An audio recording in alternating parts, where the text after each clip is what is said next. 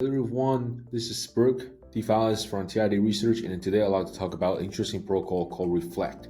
And the full name is Reflect Money.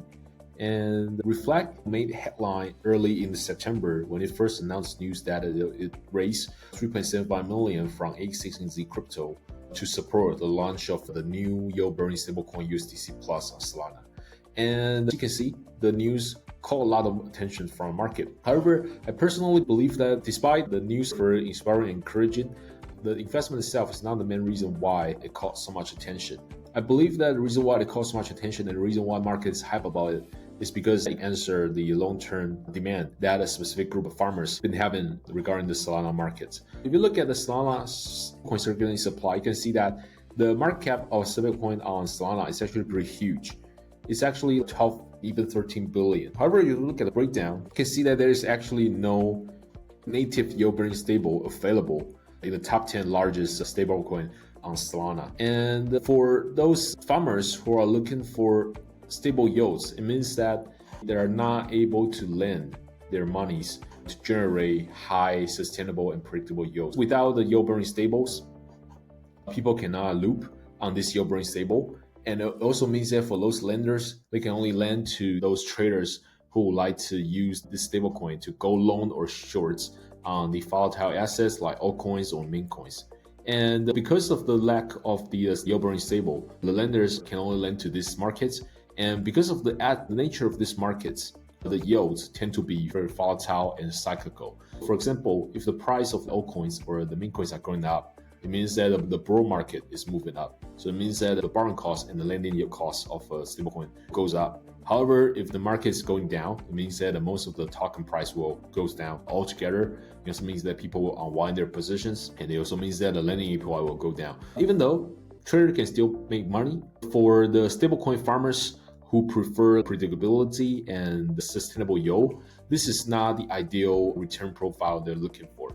So if there can be some kind of a native yield-bearing stable on Solana, it means that lenders can actually lend to people who want to build leverage to loop on this yield-bearing stable. Therefore, they don't need to worry about their money around to chase the higher yield. They can just comfortably leave their money in this market and then to farm from this correlated pairs, and then can still earn premium yield like 10 to 20%, and they don't need to move their position like every 1 or 2 or even 3 times a week. This is the group of the delta neutral farmers who are chasing the premium yield. And this is also the reason why when Reflect Money is first out, it calls so much attention, because the yield-bearing stable loop is the hottest narrative on EVM ecosystem right now, because it not only satisfies the group of traders who want to chase higher yield, it also generate the low risk, highly sustainable and predictable yield for the low risk farmers.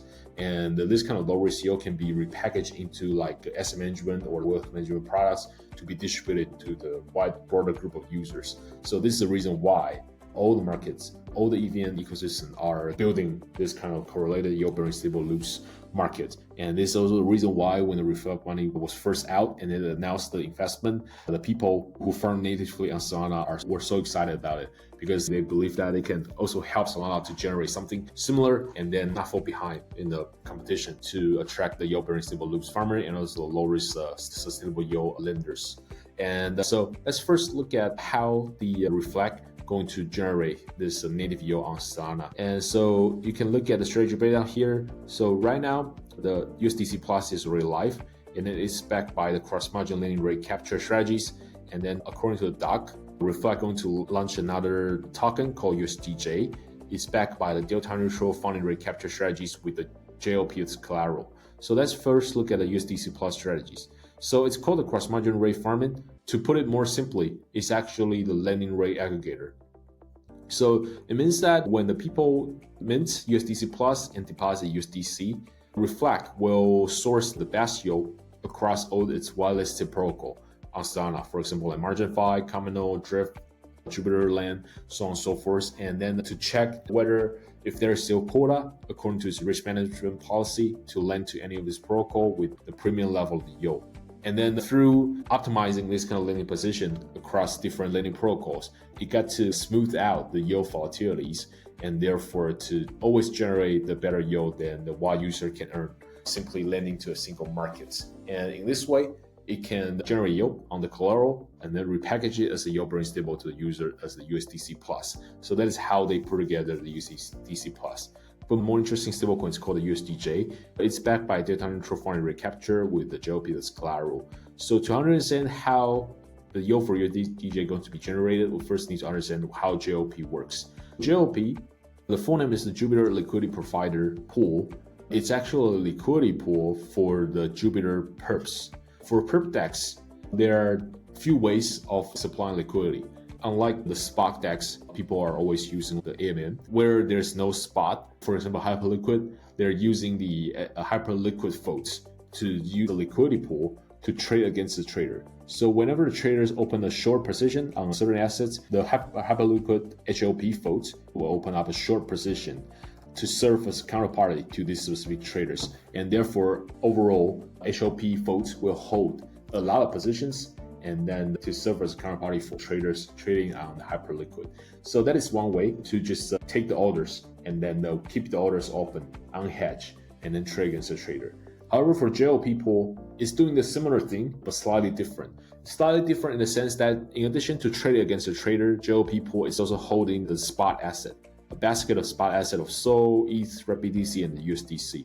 And the reason why it's holding it is because they want to keep the JLP price somewhat stable. And the reason why holding the basket of asset can help to keep the JLP price stable is that this basket of spot asset serves as a natural hedge for the open per position of JLP pool trading against the traders on Jupiter. So you might be wondering, how come the JLP pool need to loan these spot assets? That is because that according to the data of the different kind of perps, in the long term, trader tend to go net long. So it means that traders go on an aggregate level. If we aggregate all the traders order together, traders tend to go net long on the different assets, for example, SOL, ETH, and REPBTC. So that's the reason why JLP need to hold the spot asset, need to long the spot asset. Because if the traders on an aggregate level are net long all these assets, it means that the JLP pool, in terms of perps orders, are net short of this spot asset. And holding a long position of this basket of spot asset serve as a hedge to this net short of the perp positions. And in this way, JLP get to stay delta neutral when the market is like the most hype. Because when the market is most hype, there's going to be a lot of perp positions, so there's going to be a lot of P&Ls for JLP pool. However, the spot asset to hedge away the P&L from this perp positions and therefore help JLP, even though not completely, but help to take away some of its delta and then help to keep it as delta neutral as possible, despite not 100% delta neutral. So that's the reason why you need to hold the SOL, ETH, and REPBTC asset. And then you might be wondering, how come the USDC, JLP people also need to hold USDC? Because the USDC itself is delta neutral. Because sometimes traders can also open like the short position. And in this case, JLP need to open a long position. And then when you open a long position, you need to put the USDC as a collateral. So that's how it works. And now we understand how JLP works. Now we can take a deeper dive to understand how this delta neutral funding rate capture works. So we mentioned that the JLP, the reason why it's holding the basket of spot assets is trying to serve as a natural hedge. However, the aggregate per position JLP have outstanding are not always equal to the spot position. So they are not always perfectly hedged.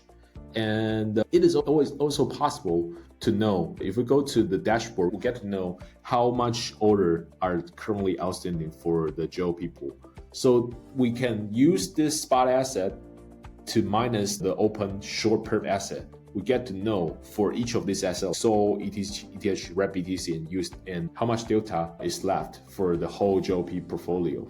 And once we get to know that, we can actually come to the perps market and then use the JLP itself as a collateral to open up more short positions on the JLP's behalf. So right now, for example, I'm holding one JLP.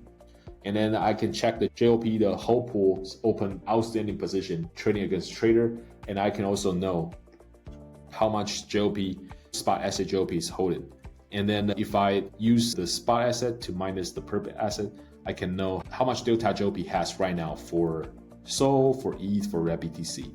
And the delta can be positive or can be negative depending on the market conditions. But regardless, as long as I can know the delta of JLP to each of these assets, I can actually come to the market and then trade perps option to either long more or short more on my JLP to take away the rest of the delta.